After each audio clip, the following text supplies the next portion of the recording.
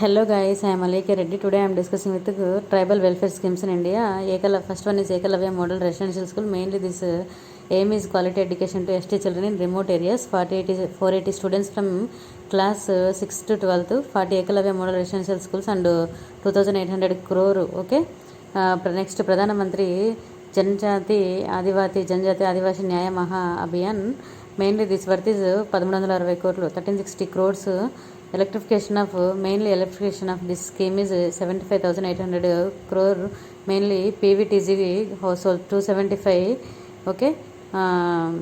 Next tribal welfare in India. Datri Abba Jayati Grama Ustava Abhiyan.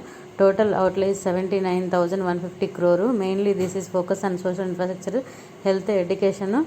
Mainly 63,000 tribal villages. Benefits is 5 crore tribal people, 509 districts, 30 states, UTs. Thank you so much. Please share and subscribe my channel.